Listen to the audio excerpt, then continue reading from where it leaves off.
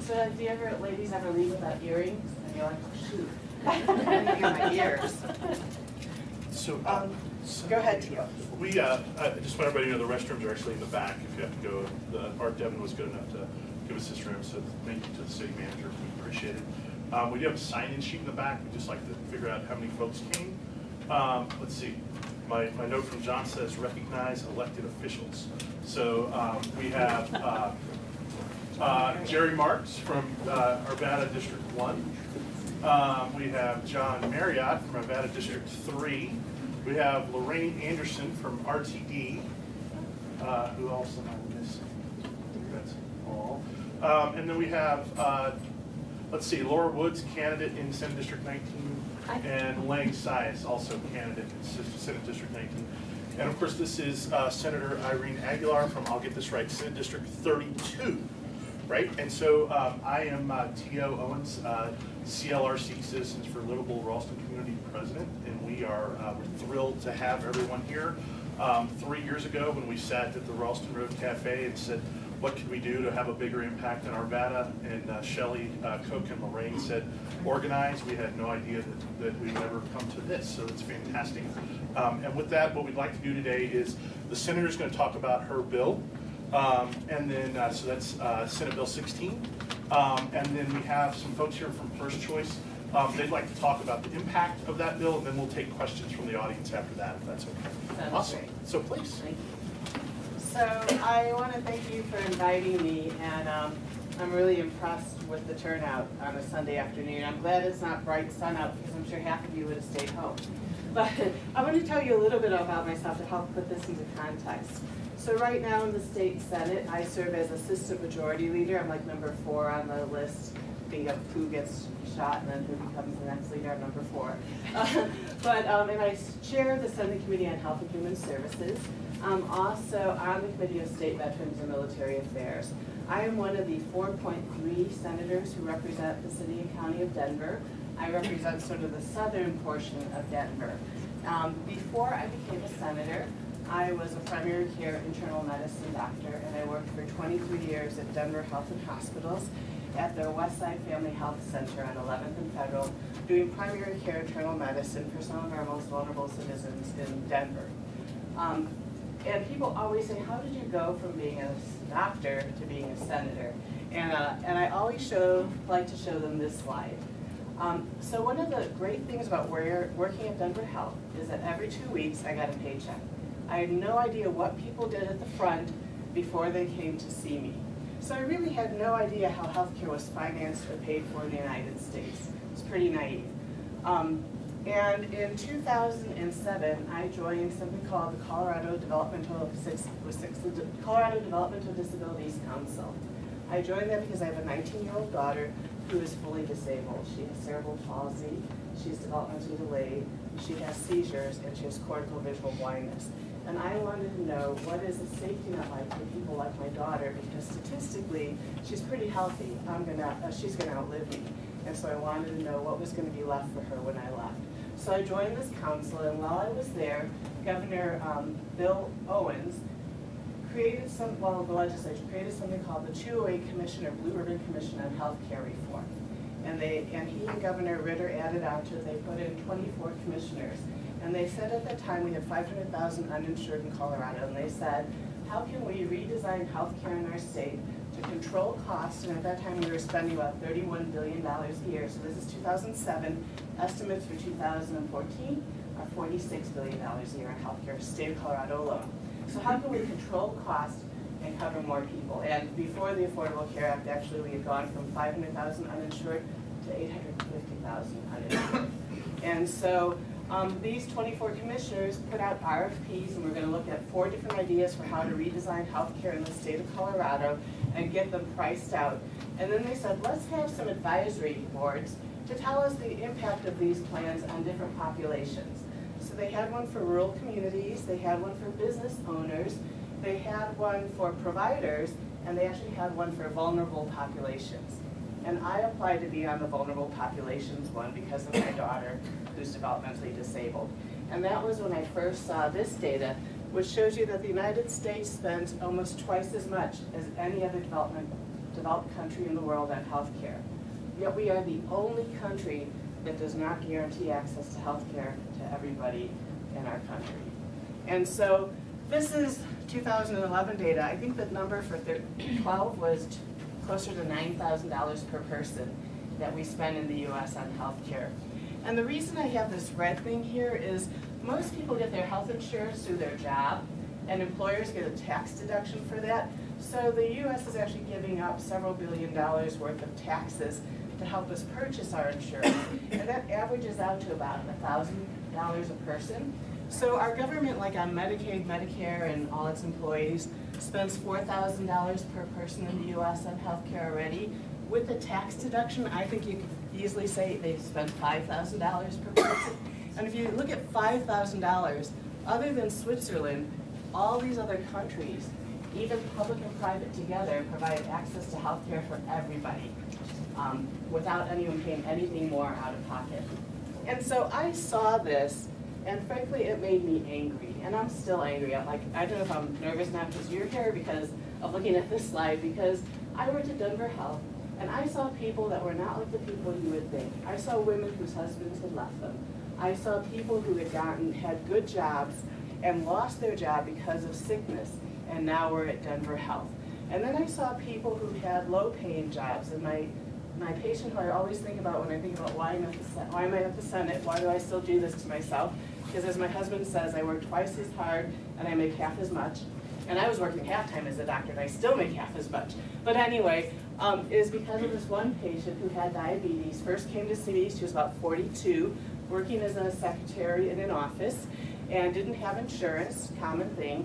And once a year she would come in to see me because I would refuse to refill her prescriptions because she hadn't seen me for a year. And every time she saw me, she said to me, look, I can only afford 3 of these. Which of these medicines should I take? And so we'd sit there and I'd try and figure out which medicine gives you the best bang on your buck for a diabetic with high blood pressure and high cholesterol. Well, to make a long story short, in about 8 years she was on dialysis. And you know what? She got Medicare. And Medicare paid for her to get dialysis and paid for 80% of her medical cost. And then she felt so bad on dialysis that she lost her job. And then she got Medicaid. So now she's getting free health care because she can't work anymore. And so that just infuriates me. I don't know about you, but I'm sort of like, look, if we're not gonna just let people die on the streets and we're gonna pay for them when they get these catastrophic things, why don't we figure out a way to pay for them when they're healthy so they can continue to work and be contributing members of society? So this is why I went from being a doctor to being a senator. And my goal actually is to have Colorado implement its own health care plan, and this is allowed under the Affordable Care Act. There is a section of the Affordable Care Act that says if a state can find a way to insure at least as many people, not cost the federal government any more money, and can prove it with a 10-year actuarial analysis, we will give you all the federal funds to spend on your own. And that's what my long-term goal is in the Senate. I can't get anyone to listen to me because they don't trust me yet, but I'm working on it. So anyway, so I just wanted to show you why I went from being a doctor to being a senator. And you may say, why is it that much? Why do we spend that much more? And there was a report done in 2012 by the Institute of Medicine that estimated that we waste 28.3% of our healthcare dollars every year. So $765 billion of our healthcare dollars are wasted every year. And the biggest portion is something called unnecessary services. I'll talk with you about that again in a moment. Next is excess administrative costs. If any of you have worked in healthcare, you know that you submit a bill, it gets back, you submit it again, you bill the employee, you bill the insurer, it's just a nightmare. And if you're a doctor, you make negotiations with all these people to get paid. The third biggest thing is inefficiently delivered services. Next is prices that are too high. So even though we all like to pick on pharmaceuticals, they're not the biggest part of where we waste our money. And then fraud is not as significant as people think, but it is important. And then misprevention opportunities. And to me, that's people like my patient who we didn't keep her from getting dialysis. And that's how much we waste because of things like that. And so this year in the legislature, my legislative agenda was to work on controlling costs in healthcare, because what we hear about day in and day out is health insurance is too expensive, my co-payments are too high, I can't buy a product, and all the Affordable Care Act has done is force me to pay the same or sometimes more for a product that gives me less. And so as a senator who's interested in trying to help people get access to health care, my focus is what can we do at the state level to control these costs?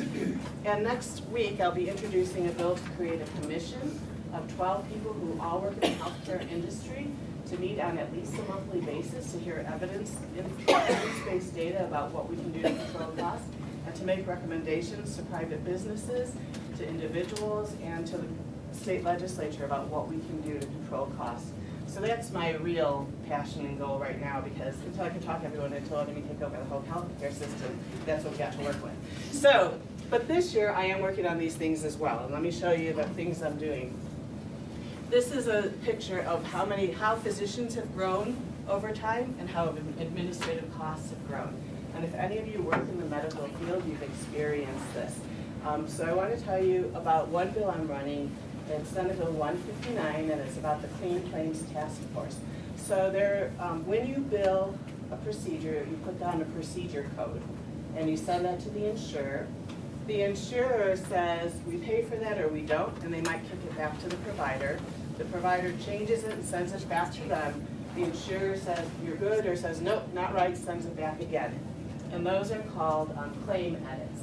And so the estimate is that Colorado spends between $80 and $100 million a year on claim edits, adjudication. And one insurance company showed that they had one of their standing operating procedures was to reject 25% of claims, no matter what. Because often people would just say, well, forget it, I'm just gonna pay it out of pocket. I don't wanna do the fight about whether they'll pay for it or not.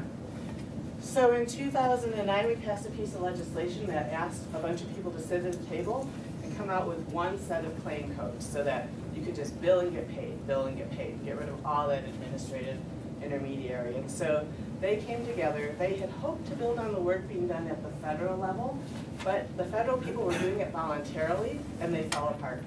And so the state, because it was by legislature, they continued working on it. What was great was that some of the people who were at the federal table came to the state table here in Colorado. And so Anthem Blue Cross Blue Shield came here. The AMA was here. McKesson, which does a lot of medical billing, was here. And I'm happy to tell you that they have come up with a uniform set of edits. Now, for our insurers to implement this will literally cost them millions, if not billions of dollars. So we can't ask our insurers to do this here in Colorado when we know that the Affordable Care Act is going to make them do it at some point in the future anyway. So I am in communications with the Secretary of Health and Human Services and with the Center for Medicaid and Medicare Services, which pays all our Medicaid and Medicare bills, and with our elected officials to say, look, we have this here, can you give us the funds to pilot it in Colorado, and if it works, you can take it out to the whole nation, because we've had everyone from the U.S. talk about this together. And interestingly, just because we're pursuing this, now some private payers are sharing their edits as well with our task force. And so that's one of my bills, is to give us money to keep this alive for another year, to start piloting it on computers, and to apply to the federal government to be the national model for claim edits, because if it could save $100 million in Colorado alone, imagine what it could save across the U.S. So that's one of my cost containment things. My other cost containment thing has to do with trying to get more primary care physicians. Now, of course, I'm biased because I'm a primary care physician, but I wanted to show you some data to explain why I want more primary care physicians. So these are 3 well-known medical centers. This is the quality score that they've each received. This is how much they spend in Medicare on average. And you'll notice that there is not a linear relationship. So the best quality at the Mayo Clinic is the cheapest, okay? And I just want to re-emphasize that, because medicine is unlike most things where when you pay more, you don't necessarily get more, okay? One of the interesting things about this, though, is you'll notice this is the specialist to primary care provider ratio. The more specialists you have, the higher your spending is. And so one of the problems we're having in Colorado is that nobody wants to do primary care anymore. I say it's because of this, at least from my experience, and I worked at Denver Health. The administrative hassle of primary care, it'll drive you crazy. Most people say it's because of salary, because primary care are the least well-paid doctors amongst the crowd. And also, you don't ever let it go. You know, if you work in an urgent care center, you see somebody, they leave, you don't have to worry about them. I still talk about that patient who had dialysis, right? She's still in my heart. So it's emotionally and it's a very hard job. But so we need more primary care specialists, and we need to think about how do we do that. Is it pay, is it hours, is it support? And our own Medicaid department is working on that right now. The area where we particularly need more primary care doctors is in our rural areas. The Colorado Health Institute recently came out with a report and said we're short on primary care physicians. In the front range, they're actually just poorly distributed. But in the rural areas, we're truly short. And it's not only physicians, it's nurse practitioners and PAs. And so there's good evidence that if a doctor does their training in a rural area, that 6 times out of 10, they stay there in practice. And so another one of my bills, Senate Bill 144, the reason we don't have training in rural areas is because it costs money, and the rural areas don't have money to pay to have doctors being trained there. So in Senate Bill 144, we are going to giving rural providers money to be trained in rural areas with the hope of attracting more primary care doctors to our rural areas so that we could get the better, cheaper care, better quality, less cost. This is something that any of you can go onto the website for. We have this thing called the Center for Improving Value in Healthcare.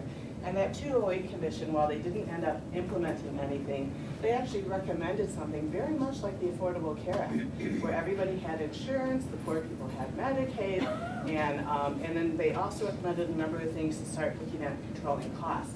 And one of the things they recommended was passed into law a couple of years ago, and it's this thing called CIVIC, which is creating something called an all-payer claims database.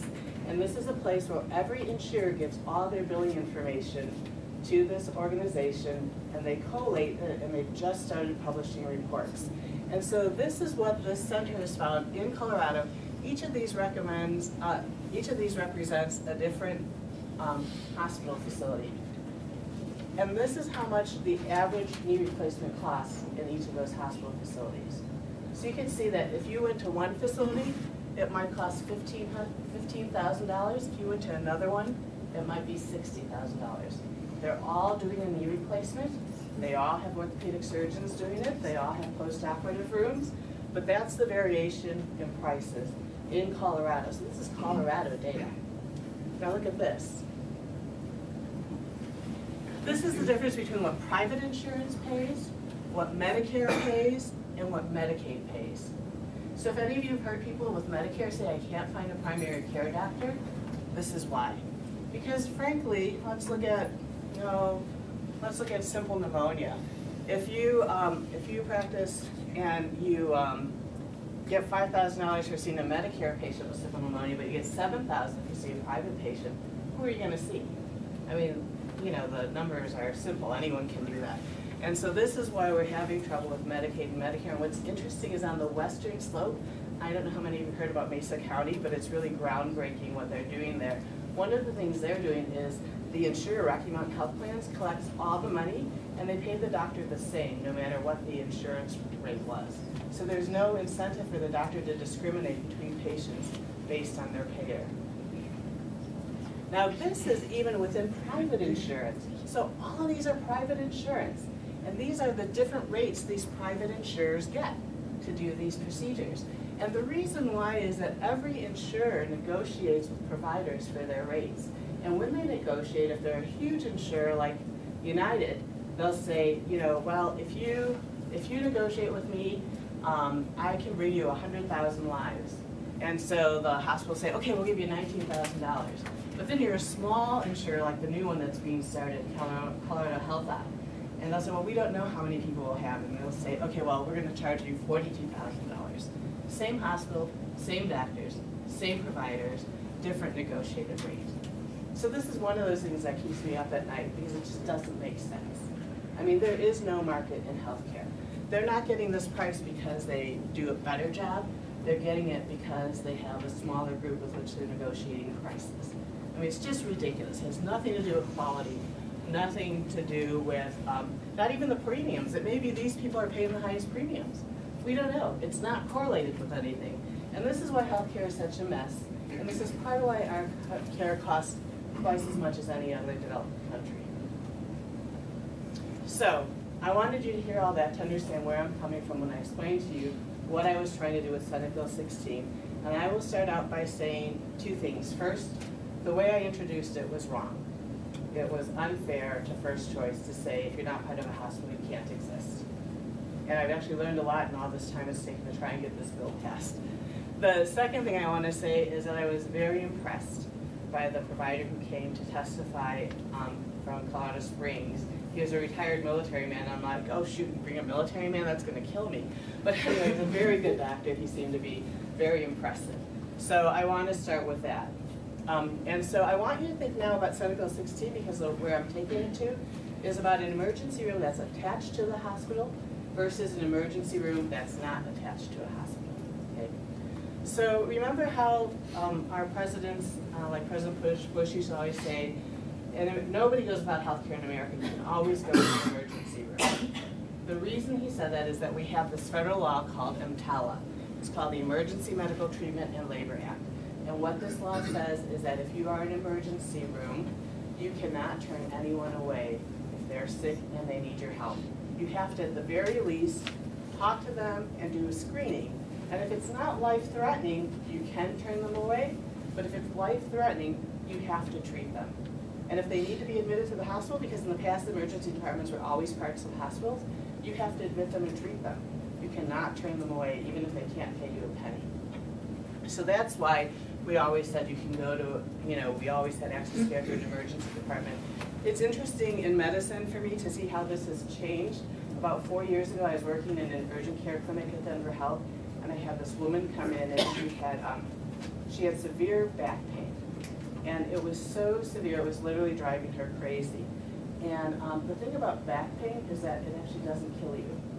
And so she had been to 3 emergency rooms, and no one would give her definitive surgery and treatment because she didn't have insurance. In one emergency room, she was so pissed, she punched through the window, and then they had to give her stitches because that could have led to that gotten infected, but they didn't take care of her back pain. And now, unfortunately, she was at Denver Health, and she didn't live in Denver. And don't tell the people at Denver Health, although I'm on their board, so you may have to fuss up, but I said to her, you should move to Denver, because otherwise you're never going to get this fixed, because it's not a life-threatening thing. So that's what EMTALA is. CMS is the Center for Medicaid and Medicare Services. So they are the people who pay Medicaid bills and Medicare bills.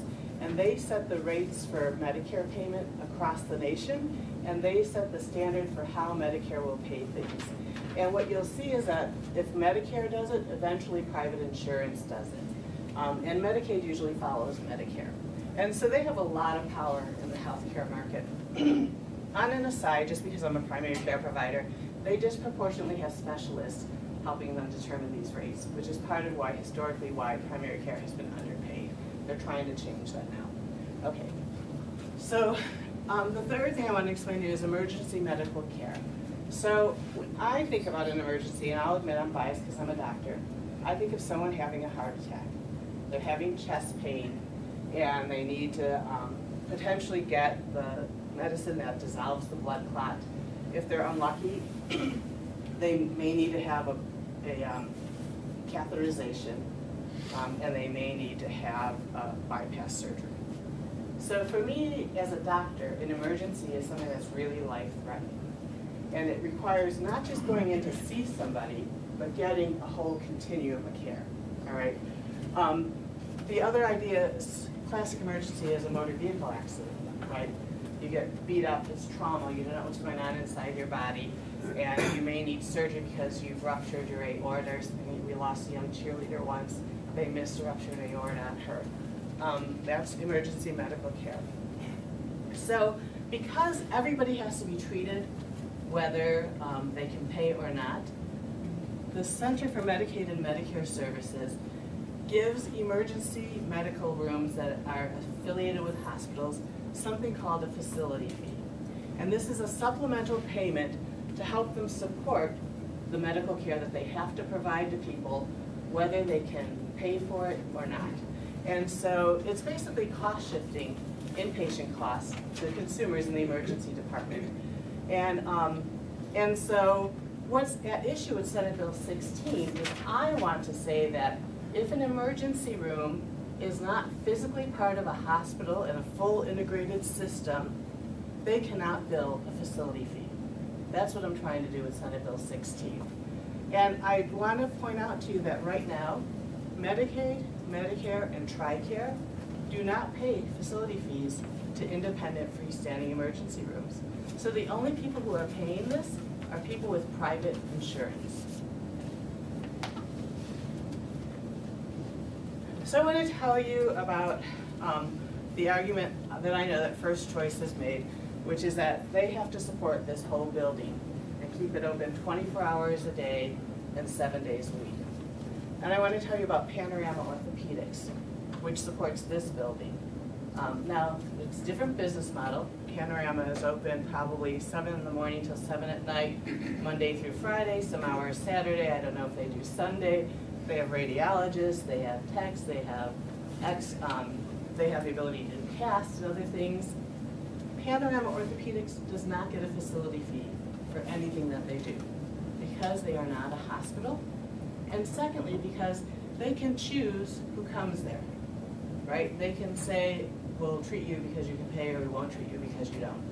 But the major reason is because they're not a hospital. So you may have seen, I didn't have a chance to look for one in this area, an urgent care clinic. Urgent care clinics are staffed by doctors, but they don't get a facility fee either.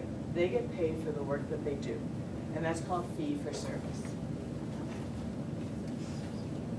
So, I've been told that I was being anti-competition and anti-market with Senate Bill 16. And my area of focus here is controlling the cost of private healthcare premiums. So, in a market, consumers bear the cost of what they consume.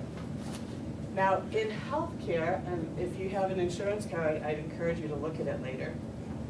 80% of us have a kind of healthcare insurance where we just pay a copayment. For me, with Kaiser, it's $150.